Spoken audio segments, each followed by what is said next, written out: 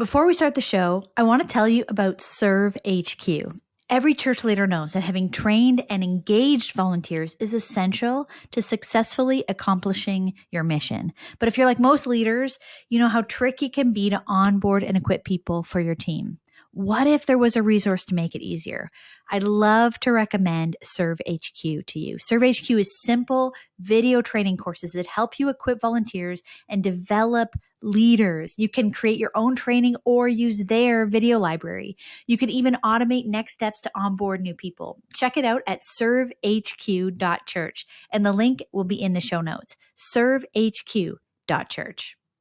So one, get honest about what it is that you need. I think this idea of being a hope hunter is a really kind of cool idea. Maybe become a hope hunter. It's worth it, my redneck friend says. So look for hope. Look for it. Look for where hope is eternal. And, it's not lost on me. Almost every scriptural story of God showing up is with people who are cynical and despairing. So also, maybe get excited that your cynicism and despair might not be the end. It might be the beginning of God speaking to you. So Moses is completely given up, completely cynical, completely despairing about anything to do with Pharaoh. And boom, there's a burning bush and God speaking to him saying, hey, I'm not done. Because hope really is this glimpse of God at work in the world. So whatever you need to do to just pay attention. So sometimes I tell people go on a walk, but instead of just walking, behold instead.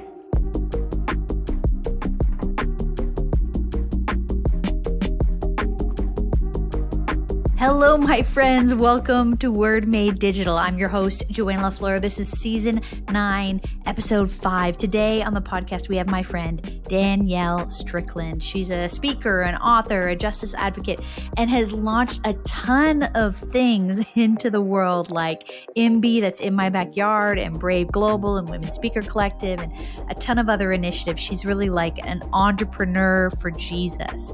And so I can't wait to dive into the conversation about her latest book. It's all about hope and the other side of hope. But thank you so much to the sponsors who are making this whole podcast season possible. Serve HQ. You can train your ministry volunteers, your leaders, and new members online, fast and easy with Serve HQ.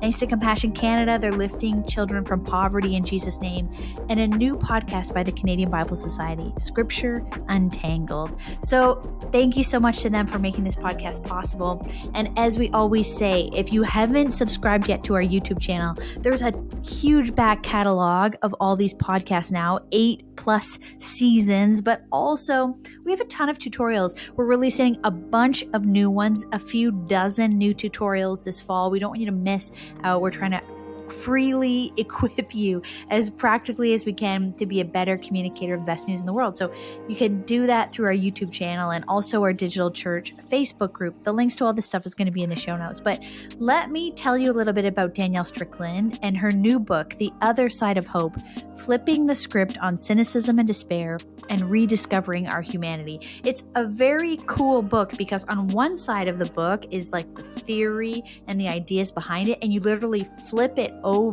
script, flip it over, and the other side is stories. She's an amazing storyteller. If you don't know her from having experienced her in person, live on a stage before, reading her books, you're going to love her storytelling. You're going to love this book, and we're going to dive into the conversation now with Danielle Strickland. Danielle Strickland, welcome back to Word Made Digital. Thank you. I didn't know that you'd want to come back because you've been on a couple times. And so when we talked about maybe you coming on to talk about your latest book, I was delighted. Yeah, well, I'm a fan, so it's my delight. And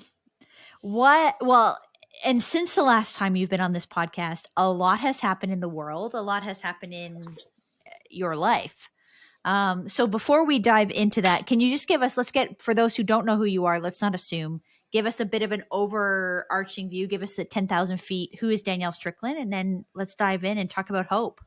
Well, Danielle Strickland is a follower of Jesus who seeks and tries to mobilize people towards following him well. And that has led me in my life to the Salvation Army for 23 years. I did lots of church planting and discipleship making and justice work, advocacy. and accompanying women specifically out of trafficking a lot around the world, different contexts. And then that led me to really falling in love with the idea that the church, broader, big C, across the world in all of its different flavors, could be a beautiful, mobilized group of people, and that I might be able to help a little bit. So I launched a bunch of nonprofits and all along all of those lines, all of those things that I've traveled with before, discipleship and justice, and seek to just kind of try to do what I can where I am. Yeah, and sort of like a serial entrepreneur for Jesus, Yeah. I would describe you as. Yeah, there's a lot of things that go on in my life, and beautiful things that I'm super proud of having played a little part of, or leading, or launching, or trying. It's all kind of various fun stages of entrepreneurship, for sure. Well, and your voice, your writing is impactful for those. I mean, it's funny, like even within Christian circles, there are lots of sub circles. So some people would know you and be familiar with your work, and other people, of course, would have no idea who you are. But I am continually drawn and amazed actually by your writing, because just because people are good at speaking doesn't mean that they're good writers. Often that doesn't translate because it's a different form of communicating. But this book, yet again, The Other Side of Hope, I read it in the last couple weeks, yet again is moving, challenging, emotional. I don't usually start with this question, but I feel like we should start with this question. The cover of the book. I want to talk about what this book looks like. And can we start there? I think that's a good way to into the whole story. Yeah, that is also good, because in case anybody buys it, you might think you got a bad copy, which has happened one time already. I think my publisher, I don't know how many notes they've gotten, but from one definite radio host, he was like, I think I got a bad book. And I was like, flip it over, maybe read the subtitle. And he was like, oh, I get it now. So the book is a flip book. And the premise, the idea of the book comes from a trip I took to South Africa with a friend of mine who's an artist. And we drove like an hour and a half out of our way to get to this art gallery that featured this artist. And then when we got there, the art curator of the gallery had decided to do a thing called the flip side, and where they had taken every piece of art in the entire gallery and flipped it over. So all you could see was the frame. And she was furious. Of course, I was intrigued. So you're saying the whole art gallery. Yes. You're looking at not the other side. The other side, like not the thing you came to see. Yeah. And guess what, Joe? Guess how they all looked? Ugly, I guess. And the same. Like they all looked very common, and they all looked very ordinary. No matter how incredible the artist was, on the other side of their art is this frame. And it doesn't have to be extraordinary. It's just a frame that's hammered together, that's solid enough to put art on. So when it came to something like hope, which I think most of us want the glorious display of hope, what we think about when we think of hope is the art. I wanted to sure, let's have a look at the art, but also let's flip this thing over, and what holds hope? What kind of life do we have to live to display hope on? And I hope, a helpful conversation about some framework of our life that might actually look super ordinary, but has the capacity to display hope. Yeah. So this one side of the book looks like the back of a painting, and that's sort of what you could call like the theory. And then the more beautiful side, the artistic side of the cover, if you flip it, is stories. You have spent your career in a lot of, well, you've literally been sent, maybe not even by your own choice, to kind of hopeless situations.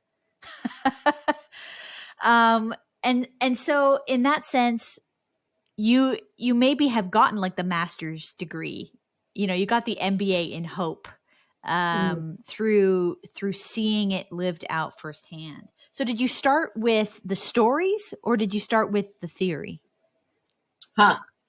That's a good question. I tried to start with the theory, but I'm a story person. And that's all that would come to me for the first little while, at least. And I think also it was a little cathartic. It was when we were all shut down. I was writing this during COVID, kind of stuck like the rest of the world. And so that there was a bit of a cathartic journey for me, and just airing, telling, looking for this traces of hope in my own experience, both in my family history, in my own family. Stories I've shared here are stories that are quite vulnerable and transparent about my own backdrop of darkness in my own life, and where God showed up, where hope was found. And then it travels around the world. Really, I had a beautiful time remembering and resonating how God surprised me and taught me and showed up and gave me hope in places where really there wasn't a lot of hope to be found. So it was a really beautiful journey for me. So I started with the stories, and then the theory part worked at that. Yeah.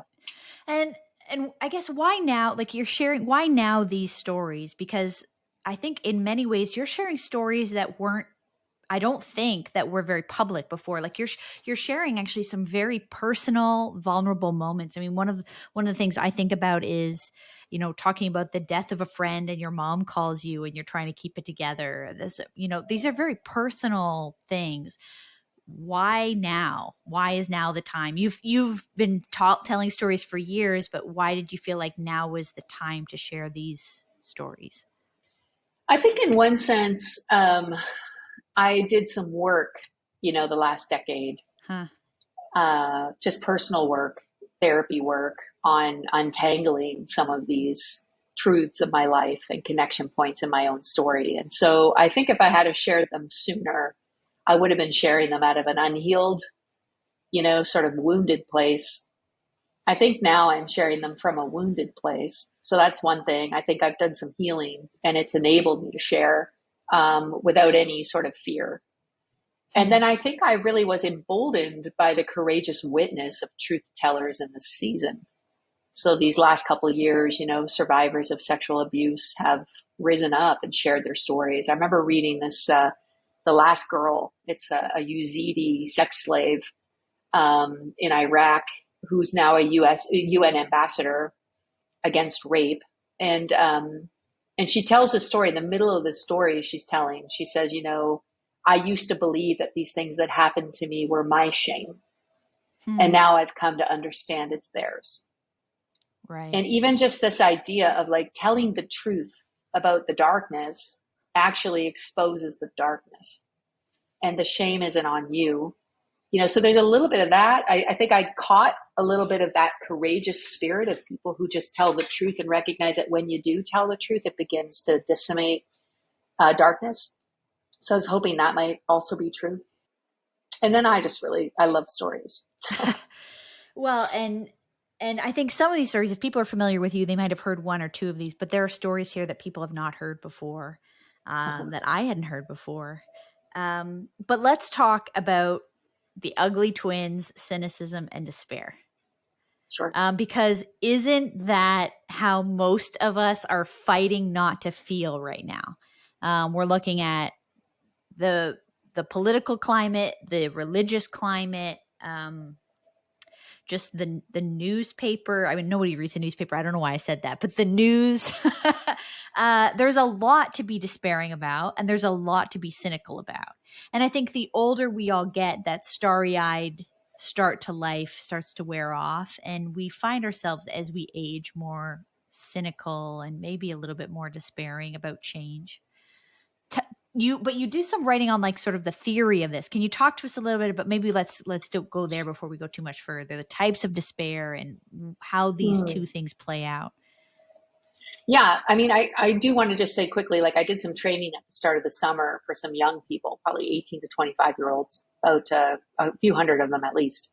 And I asked them, what are the greatest challenges to your generation, just for my own interest. And they were very forthcoming, but one of the first people to respond said a complete decimation of public trust. Wow. And I was like, right. So when we say like we get cynical when we get older, I just want to say like cynicism and despair is something that I think are the twin giants that are facing this generation. Wow. And that are maybe one of the biggest temptations also that is present. And so gigantic, almost like if you can picture David and Goliath, almost Goliath-esque, that are taunting the children of God, and people are scared to come up. So I would say cynicism, just very, very quickly, is the loss of faith in other people. It's the loss of, it's the idea, cynicism is the idea that every other person is out for themselves. And the birth of cynicism, I think it's been around as long as people have been disappointing people. So there is some truth, you're not like poly optimists. That's not how we fight cynicism. But this idea that everybody is out for themselves and nobody is kind or genuine or good. And I think it's deeply connected to the way we view ourselves. I think there is this really disease of our culture that views ourselves through a lens of we're not good or kind or worthy. And so it's almost like a mirror thing that happens in our lives. We assume everybody else is the same. And that connects, again, to this theory side of thing with this idea that we've all been pretending to be better than we are for a long time. And I think we've been pretending that we're better than we are because we've bought into what I call a Hercules myth, which is this idea that in order for us to succeed or to be successful or to even be seen as successful, we have to be better than and greater than all the other humans. And so we set ourselves up in this kind of Herculean ascension. And of course, it's not real. It's not true. It's not authentic. And, like the other side of an art piece, it doesn't have to be glorious. We don't have to be better than all the other sides of the art pieces. We all just have to hammer together some existing frameworks to make our lives solid and ordinary and useful. So that's the cynicism part. And then, of course, despair, I think, is just where cynicism goes. It is the absence of hope. It's where we go all the way down cynicism's trail. Yeah, if to this, the end, then that. Yeah. Then everything is unredeemable. Like everything is lost. And that despair, I think, is felt in the way that we live our lives, the way we think about our future. But I also think that despair is sometimes rooted in what we believe about God and how we interact in the world.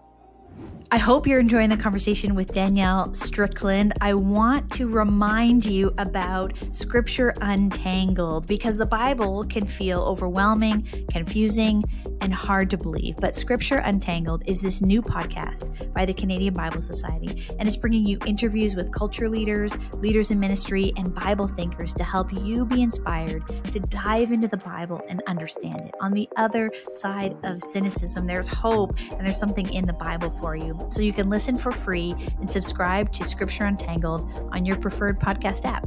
Go listen today, and the link is down in the show notes. All right, back to the conversation with Danielle. Yeah. Well, it is such a disorienting time. You and I were having a conversation recently about this metaphor. Maybe you can, because you're better at telling stories than I am. This idea of we were in a place where there'd been a storm come through and the trees got all torn out. And so, or not all, but a lot of trees got torn down. And so it was disorienting, like how we understood where we were had changed because this thing had come through and wrecked it. Can you tell us more about that? Like we feel disoriented right now because of all this kind of more and more bad news that just keeps coming at us, especially when I think about church stuff.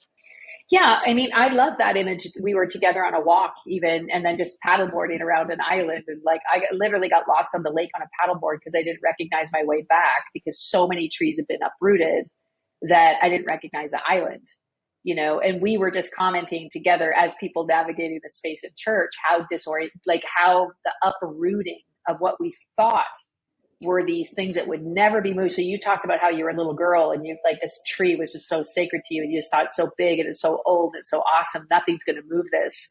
And then the storm came through and uprooted this tree and it's gone now. Yeah. And I think it was such a great indicator of how we feel about some, champions in our lives, some speakers, some leaders, some church folks, even some institutions. And we just thought these things are glorious or they're big or they're rooted. There's nothing that's going to move them. And then all of a sudden they've been toppled and it's a disorientating time. I think what is true of all orientation, which is true of this moment as well, is when you're in that season, what you do need to do, the most important thing is to orientate yourself, and even what you orientate yourself to really matters.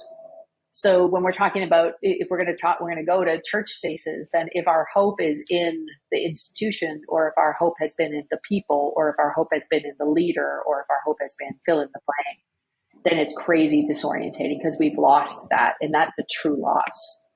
But if our hope is in God, in who God is, if our hope is in who we are in relationship to God, if our hope is in that connection, then we can find our way together. We're not alone and we're not lost. And there's another way of navigating our future.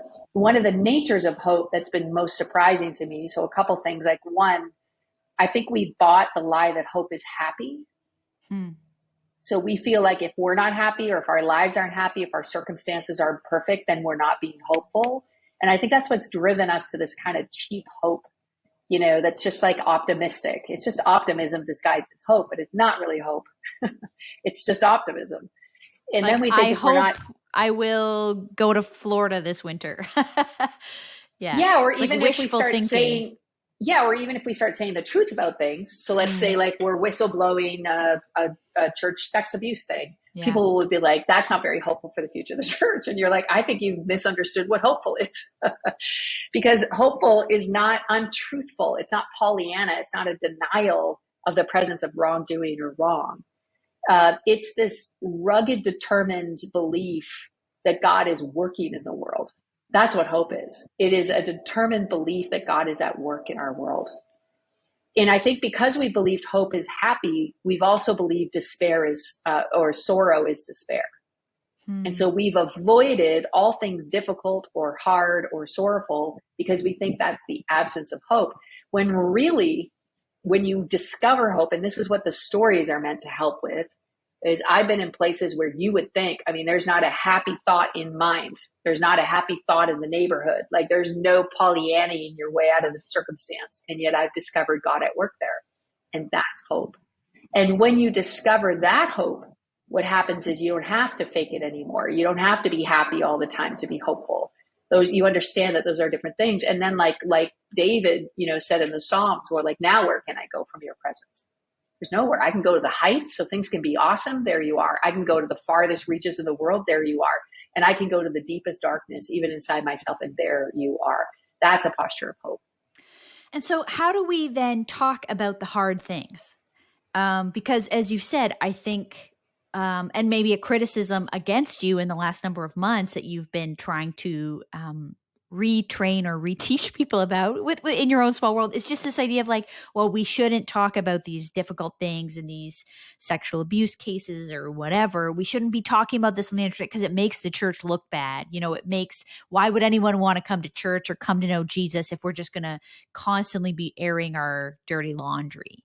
But how would you approach that? Because obviously you are the kind of person who calls the thing what it is. And what are you discovering about how that plays out it doesn't sound very hopeful. Well, this is the thing I've discovered about hope over my life, is that hope is honest. It's relentlessly honest. That's what makes it so hopeful. As it's not a pretense. It's not pretending. So I think this has to do with identity. So again, it's this addiction to this Herculean myth, even for church structures, that suggests like it's only when we're climbing up that we're at all attractive because we're better than, and we're greater than, and we're different from everybody else. But it's actually if you ever get to a recovery meeting, if anyone's ever been to a recovery meeting, one of the things you're asked to do in a recovery meeting, if you're a recovering addict, is you're asked to share your experience and hope. That's how they call it, a sharing of your story. It's your experience and your hope. And as someone begins to share the most difficult, darkest moments of their life and how they found grace there and how they found God at work there, something begins to happen in the room. And it's really hard for people to understand that don't understand getting to the deepest, darkest places in yourself. But there is a relief. There's like a holy, hopeful relief. And it's a shared hope that happens. That's why they call it your experience of hope, because something happens as you air that darkness, as you release that shame, that actually the light of God can get into. In that light, like hope is not a principle that I hang on to. Hope is not a plaque that I put on my wall. Hope is not a stagnant. It's not even, hope cannot even be something I once had. And so now therefore I have forever. Hope is alive. It's living. It's an element of God himself. So hope has to be found in this moment. It's eternally present. Hope, I have hope now, not hope for then. I have hope for now because God's at work here. So part of what I try to say is the more honest we can be, the more hopeful we can get. And that it's really fear that keeps us pretending, and fear that keeps us covering, and fear that keeps us locked in this pretense of better than and different from. It's when you get honest that real hope can enter the scene. And once real hope enters the scene, when we're honest, then we can be real. And that authenticity is actually what everybody's after. That's the relief everybody wants in life, is to get off this hamster wheel of pretending. Well, I think of it as this idea of the death and resurrection of Jesus, that we want to jump right from one to the next. Like, if it's up to the disciples, like he dies, it would be really nice if he came back to life a few hours later. They're going through this like terribly despairing, disorienting, grieving few days, and then have to then discover hope kind of on the other side of that. I guess what I mean is, like, when we're in the midst of like a terrible church scenario or just a difficult thing in the world, a difficult thing in our own life, we want to just jump through to like the happily ever after moment, but that's not how it goes. We kind of trudge through this ugliness in the middle. And that's, and death, like absolute death to lots of things. Death to what other people think of us, death to what we thought we were, death to what we had hoped, put our hope in. There's a lot of dying before there's resurrecting. And I think what's cool about hope is the presence of God in all of it, right? Is that God is present in all of it. And to recognize God's presence, even in leading us in this season in the church, I think God is leading people with courage and power to speak truth in this season. That's God at work. That doesn't just happen, or else it would have happened over and over again. That's like something special going on in the world right now that God's doing, that we should be paying attention to and celebrating. What is God doing? Oh, I see. He's bringing light. And I was reading in Matthew's gospel the other day, and the writer, Jesus himself, says, you don't light a lamp and then hide it under a bowl, and I thought to myself, sometimes you do. Sometimes you light a lamp and hide it under the bowl because you're scared of the light. Right. But not the light of the world. No, we're not scared of the light. Not at all. Because actually that light is the presence of God at work in the world. And that's what gives us hope. So I had a great letter, Joe, just to finish this section off, of an elderly lady who wrote to me basically saying, I'm super disappointed in you. Like, you should not have gone public the way that you did with the sexual abuse stuff at the meeting house. Like, I really felt like this was a really bad move and poor leadership and bad judgment. And then she said, I had a conversation with my 29-year-old daughter. And she mentioned in that conversation that she would have been done with all things Jesus if it weren't for what you did. And that what you did inspired her in the way of Jesus. And that even though she's a little disillusioned with the church, she's going to hang on to her faith. And she said, so I guess I'm sorry. And I guess I get it now. Thank you. And I thought, that's a fascinating letter, because I think there is a whole generation, and it might not just be old people, it might just be the way that you think about life, but there's a lot of people who are just clinging on to this idea of reputation and image and what other people think. And we've been groomed sort of in this acceptance of like pretending together that things are better than they actually are. And there's a whole other group of people, and I would say the vast majority of humans right now, who are tired of pretending and who just want to live in some honesty and some authenticity. And even if that authentic place is broken and a little bit bumpy and not perfect and not slick, people would rather authenticity than the pretense of something that's not true. Well, when I think about this idea of the Herculean myth that you talk about, this like superhero, and that, we create this, we say we want a king to be like everybody else in the church. We Christians keep saying we want a king like everybody else. We want this CEO. We want this superstar. We want this Hollywood celebrity type leader. We don't say it that way, but it is what we seem to create out of our own talented leaders, whether they have the character and capacity to handle it or not. But when I think of just culture in general, a friend of mine tells me the story of a comedian, not a Christian, just a comedian who had a lot of popularity. And then it turned out this guy had a lot of like failures in his personal life. He was, I don't know, cheating on his wife or whatever. There were drugs and alcohol. I don't know. There were a series of problems in his life. And for a while, it was like he was canceled.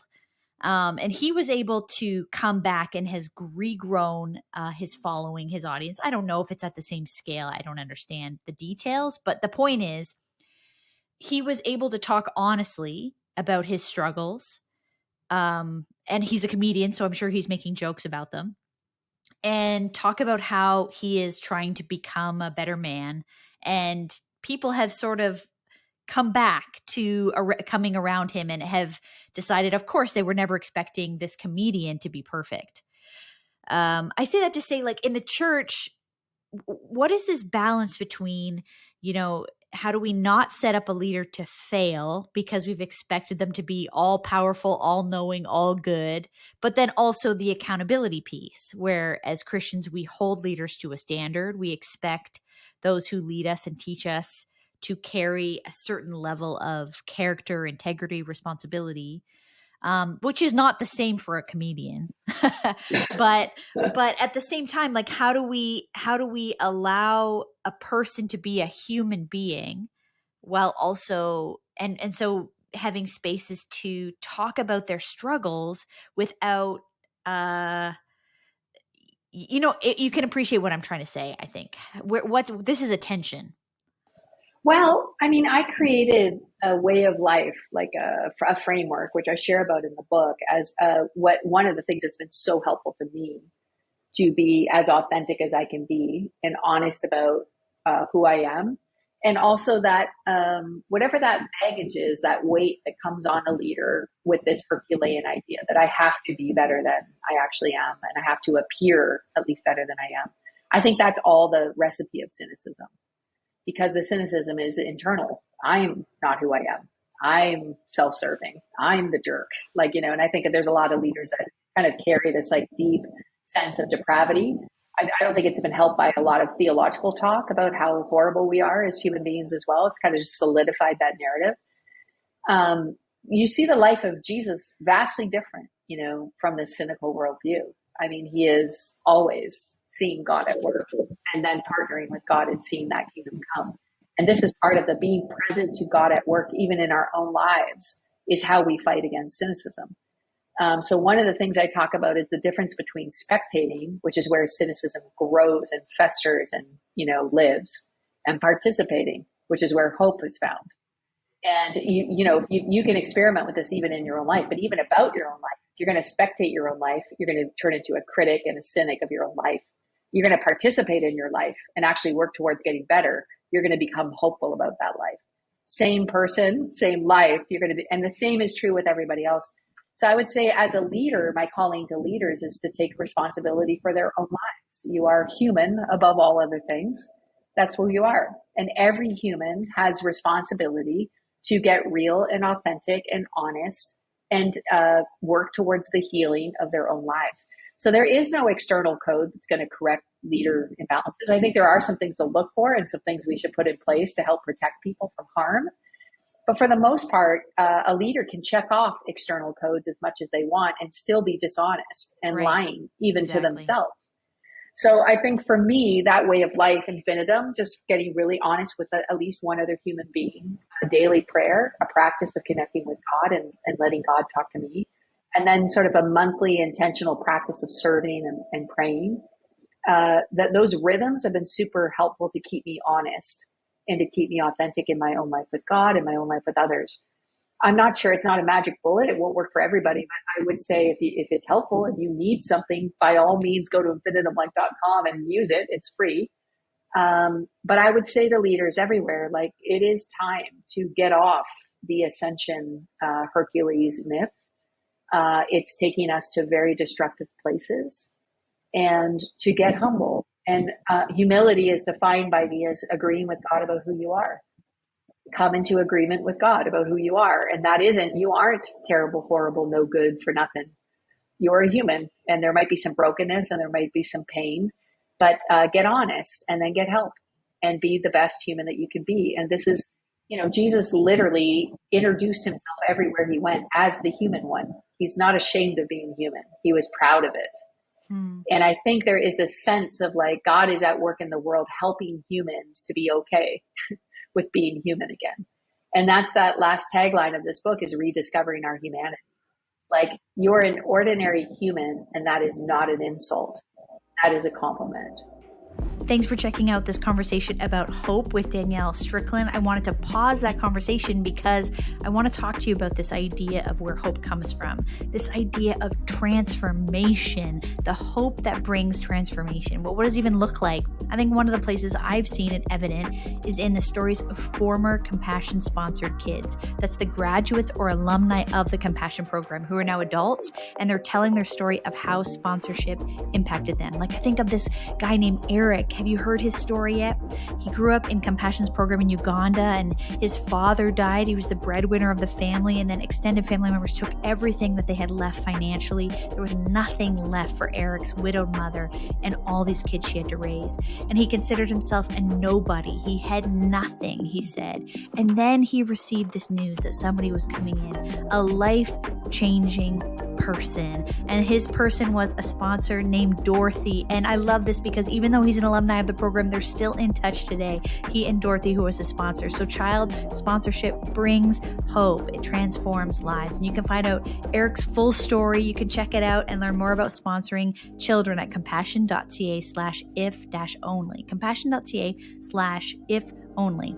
Link down in the show notes. Back to the conversation now with Danielle. Yeah. Well, it's this, I think of this first Adam and Eve moment where they're told, that if they do the thing they were told not to do, they could be like God. That one of the first temptations, worries that we have is being human is not enough, that we need to be more than human to be enough. Absolutely. But being human has always been enough.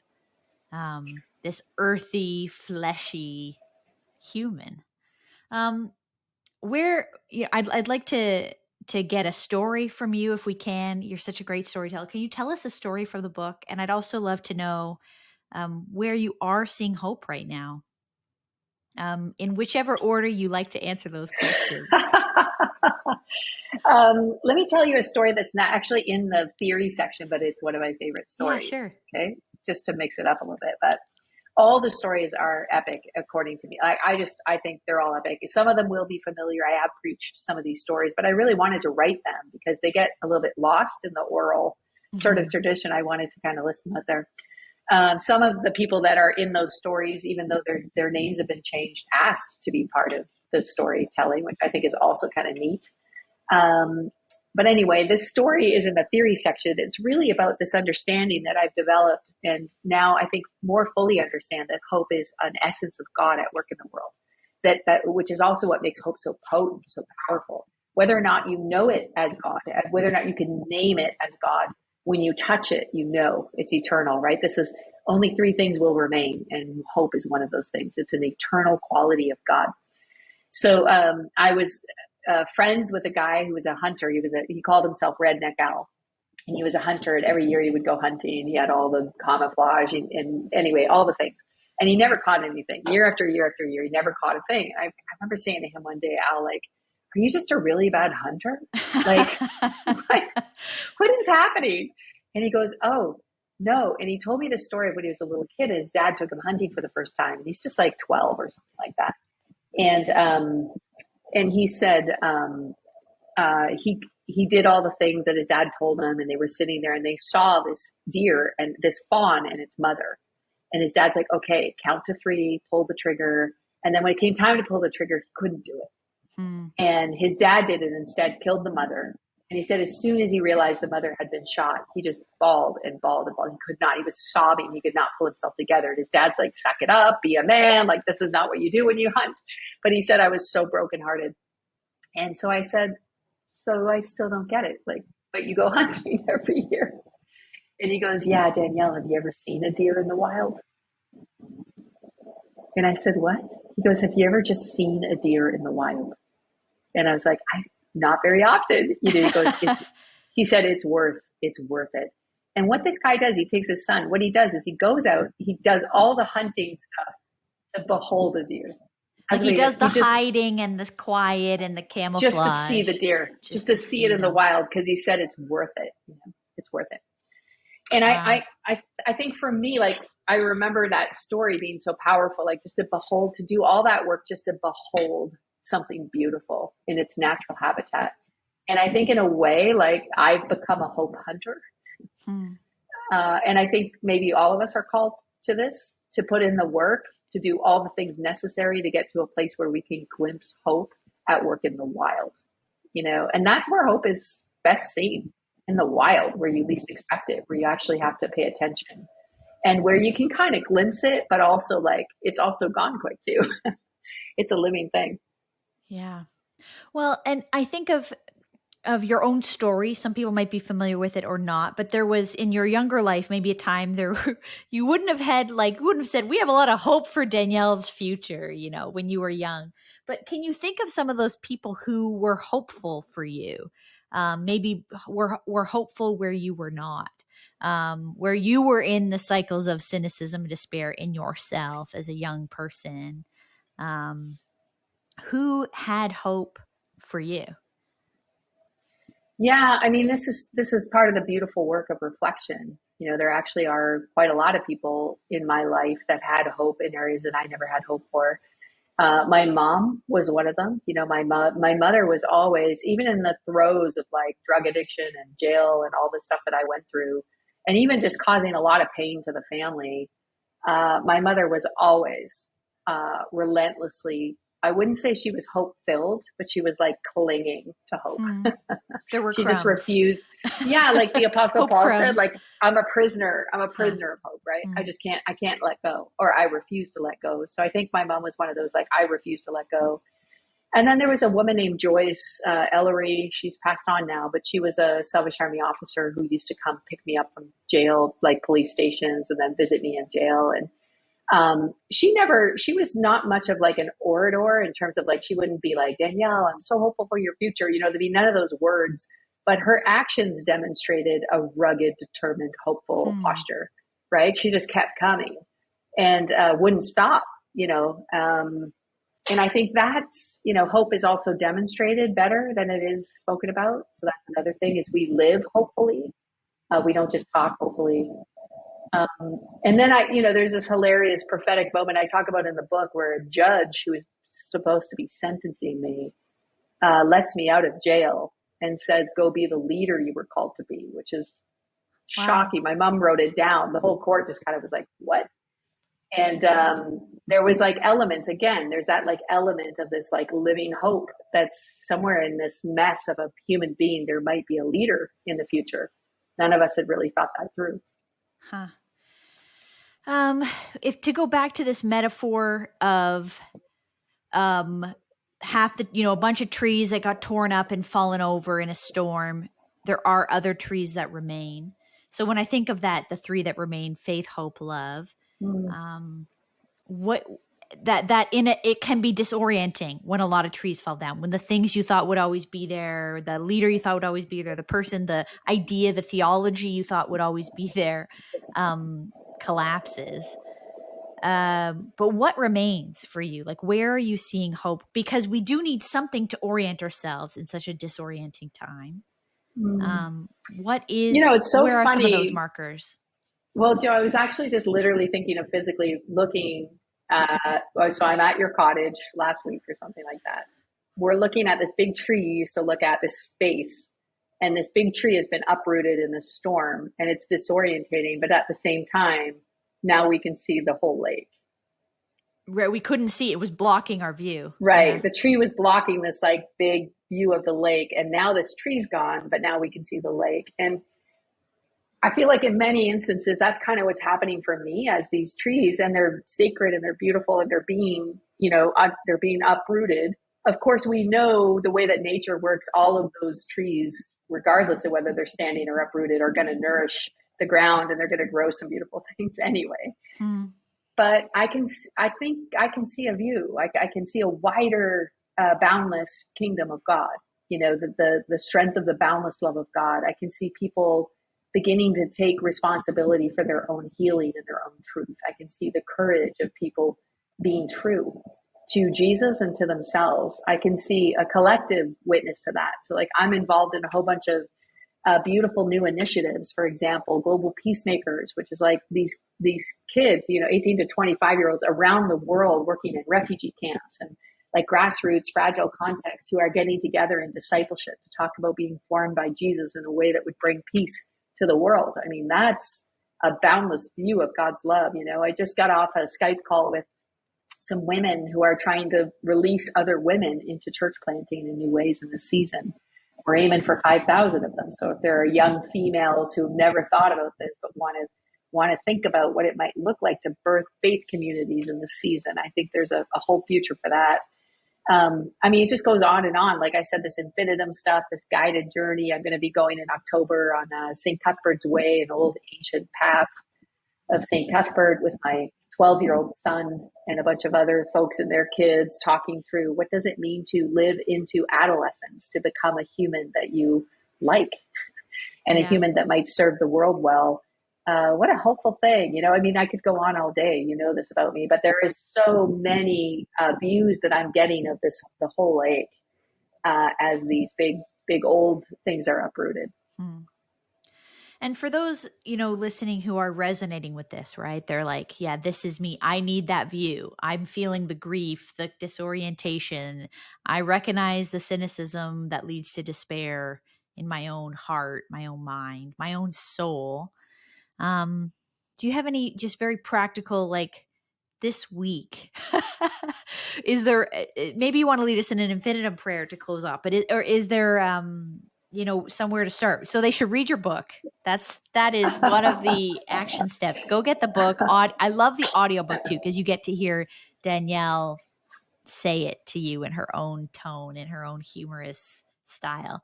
But like what's something you just want to encourage people? I mean, you're talking to people all the time about this.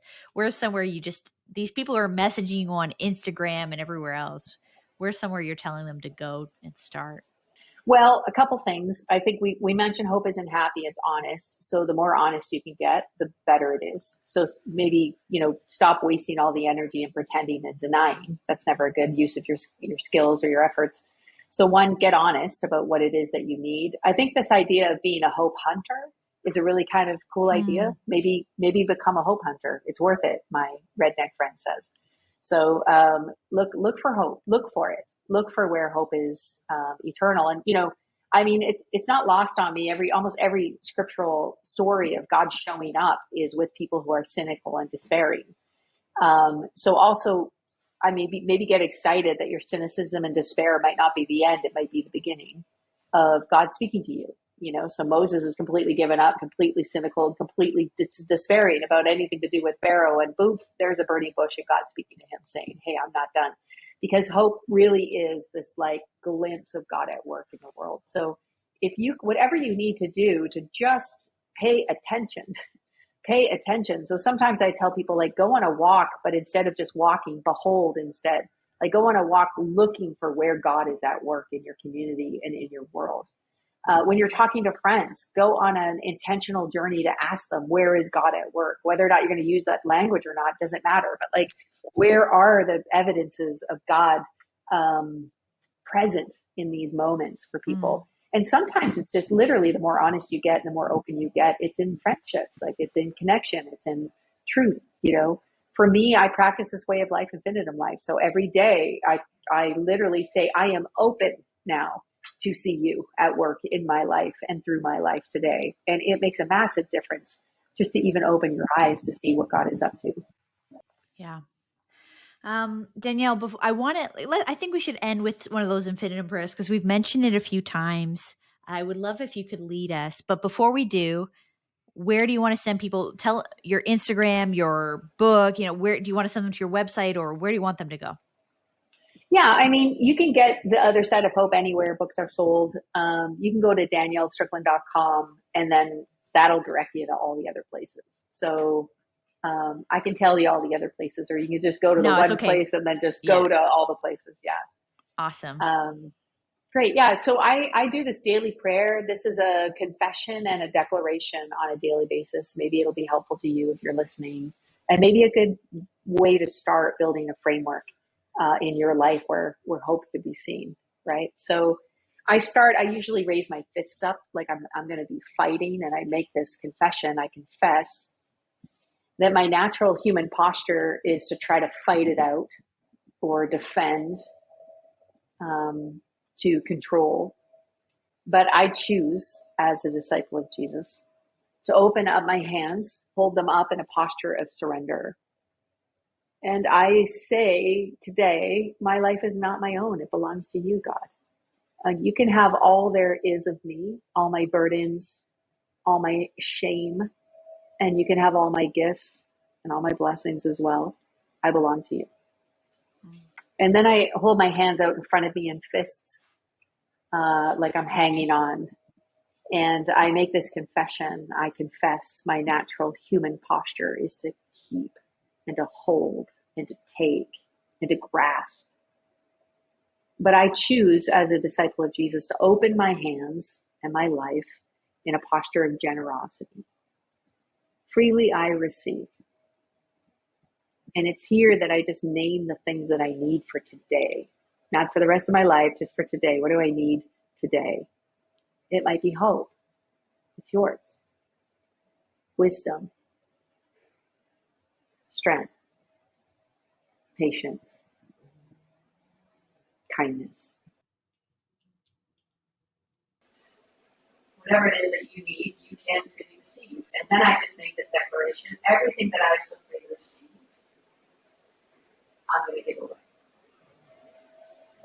And the final posture is to cross my arms like I'm judging, like I'm standing on the sidelines. And I make this human confession. I confess my natural human posture is to spectate. It is to judge. It's to critique. It's to stand at a distance. It's to say it's not my problem. But I choose, as a follower of Jesus, to open up my hands, my posture, and my life. And I say to others, the deepest needs of the world, people I don't even know and haven't even seen, and those even closest to me, you're welcome in my life. I'm here for you. You matter. I pray this in Jesus' name. Amen. Thanks, Danielle. Thank you, Danielle, for this conversation. And thank you so much to our sponsors for making this possible. Compassion Canada is back, and they're lifting children from poverty in Jesus' name. The new podcast by the Canadian Bible Society, Scripture Untangled, and Serve HQ. Train your ministry volunteers, your leaders, and your new members online fast and easy with Serve HQ. Next week on the podcast, brought to you by these amazing sponsors. We couldn't do it without them. We have Pastor Jay Kim. He lives in Silicon Valley, and he's talking about analog church. The guy from the tech hub of the world is going to talk about analog church, analog Christian faith. So don't miss out on it. You can find out all these conversations on our YouTube channel. Would love for you to hit the subscribe button so you don't miss an episode and don't miss all these free tutorials we have coming out there. And always, we can continue the conversation on our digital church Facebook group. Links in the show notes. See you next week with Pastor Jay Kim.